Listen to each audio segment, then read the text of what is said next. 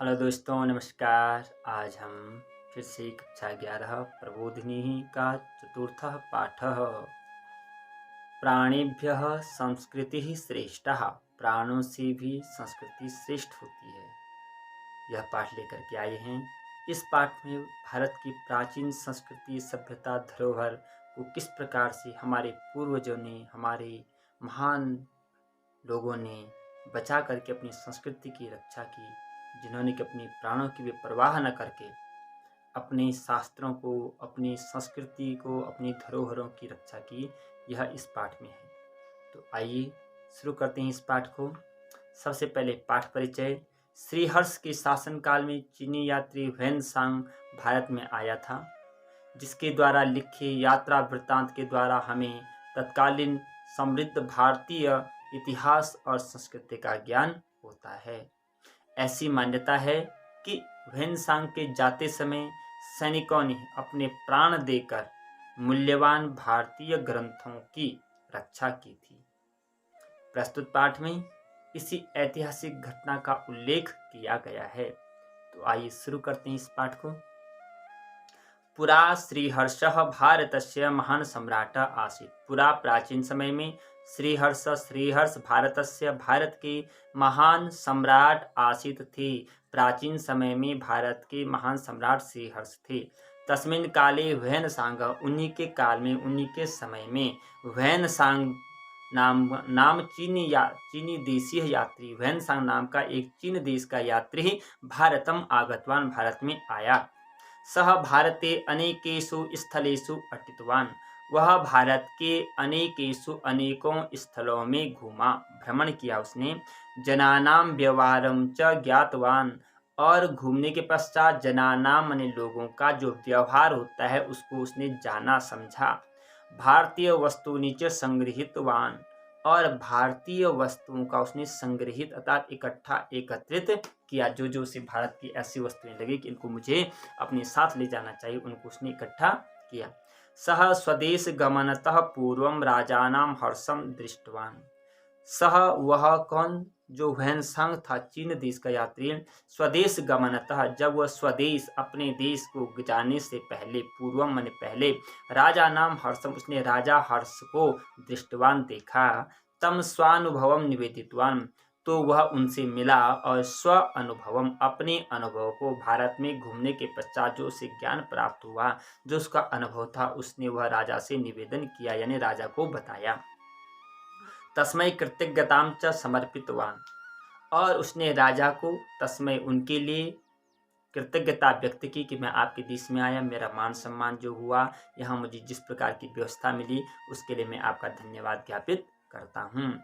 हर्षः अपि तम सम्मानितवान, और हर्ष ने भी उस ह्वेन-सांग को, तम अर्थात ह्वेन-सांग को क्या किया, सम्मानित, उसको सम्मानित किया। तस्मै अनेकान उपहारान दत्तवान, तस्मै, और उसको अनेक, बहुत सारे उपहार यानी पुरस्कृत, जो उसको जैसे हम बोलते हैं गिफ्ट देना, ऐसे उनको उपहार दिया बहुत सारा।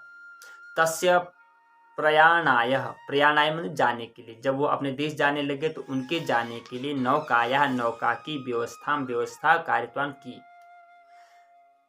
तस्य रक्षणार्थम 20 योद्धानाम अपि प्रेषितवान, और उसकी रक्षा के लिए कि वो अपने देश सही ढंग से कुशल मंगल पूर्वक अपने देश पहुंच जाए, इसके लिए उनकी रक्षा के लिए 20 सैनिकों को भी उनके साथ प्रेषितवान भेजा। प्रयाणारंभ समये श्रीहर्षः योद्धान उद्देश्य उक्तवान। प्रयाणारंभ समय, जब उन जाने के समय, जाने से पूर्व, वहां पर श्रीहर्ष ने जो 20 सैनिक उनके साथ भेजे थे, योद्धान, उन योद्धाओं को उनको उद्देश्य करके कि तुम्हारा उद्देश्य क्या है, उक्तवान, तो क्या उद्देश्य बताया उनको, कहा, भो भट्टा, हे सैनिकों, एतस्याः नौकायाः विविधा भारतीय ग्रंथा सन्ति।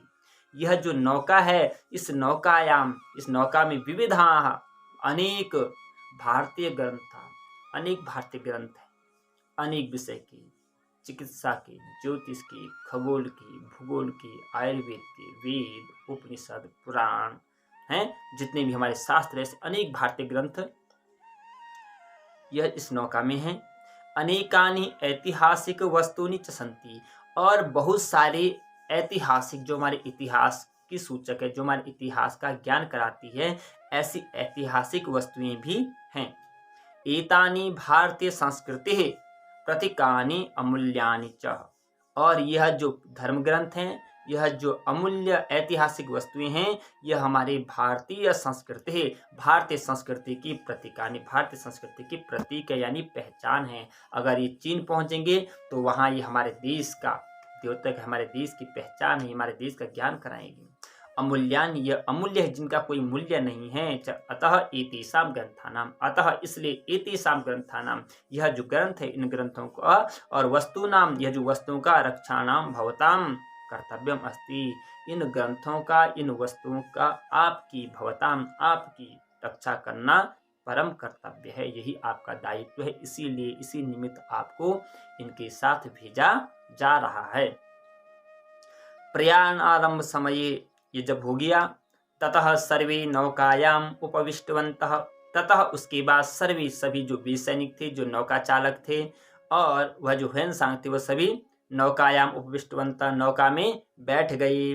नाविकः नौकाम चालितवन्तः, अब जो नाविक है, नौका को चलाने वाला, नाव को चलाने वाला, उसका जो पायलट है, उसने नाव को चलाना प्रारंभ कर दिया। अनेकानि दिनानि पर्यन्तं ते सुखेन प्रयाणं कृतवन्तः। अब भारत से चीन जाना हो समुद्र के रास्ते तो एक दिन में तो पहुंचेंगे नहीं, महीने लग जाते थे।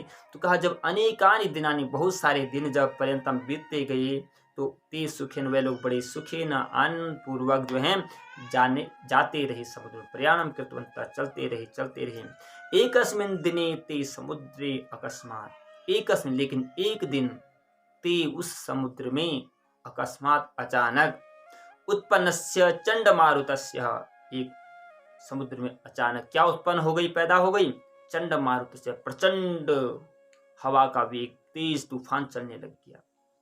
और प्रभावम अनुभूत, तो वह उसका प्रभाव समझ गए कि समुद्र में अब बहुत तेज आंधी तूफान आने वाला है। नौका दोलायमान अभवत, अब जो नाव है वो दोलायमान, यानी डोलने लग गई, इधर और उधर, ऐसे समुद्र में लहरों के साथ इधर उधर दोलायमान होने लगी। सर्वे अपाय शंका प्राप्त, और सारे के सारे क्या हो गए, इस तूफान से अपाय शंका, भयभीत हो गए, सबके सब डर गए।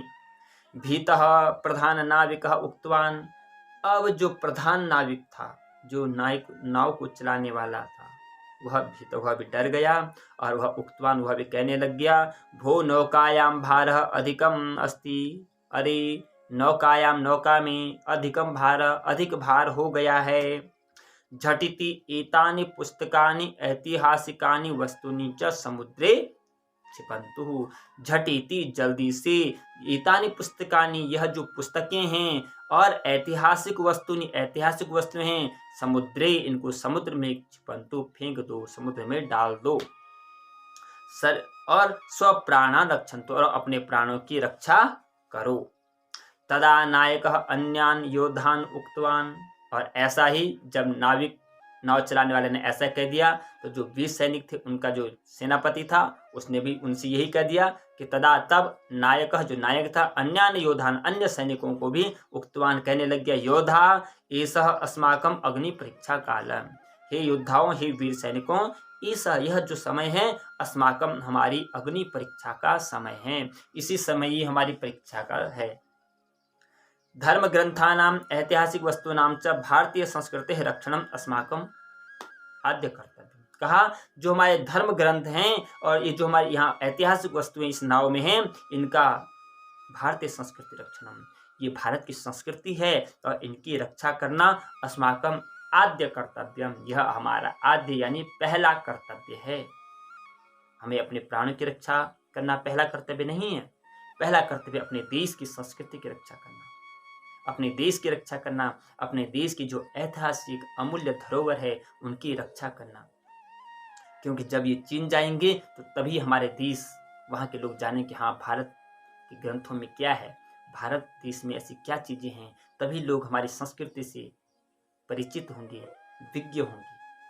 तो सेनापति ने अपने सभी सैनिकों को कहा, तदर्थम सर्वे सज्जा भवन्तु, तदर्थम, उसके बाद सर्वे, सभी लोग क्या हो गए, सज्ज, एकदम तैयार हो गए। प्राण समर्पणेनापि कर्तव्यम पालनीयम। उन्होंने कहा प्राण समर्पणेन, प्राणों को समर्पण करने से भी कर्तव्यम पालनीयम, कर्तव्य का पालन करना चाहिए। अगर हमें अपने प्राणों को भी देना पड़े तो वह भी कर्तव्य का पालन समझा जाएगा, क्योंकि हमें किस लिए भेजा गया है? इन धर्म ग्रंथों का, इन शास्त्रों का, इन ऐतिहासिक वस्तुओं की रक्षा करने के लिए भेजा गया है। लेकिन अगर हम इनको फेंक देंगे और अपने प्राणों की रक्षा करेंगे तो ये कोई कर्तव्य पालन नहीं है।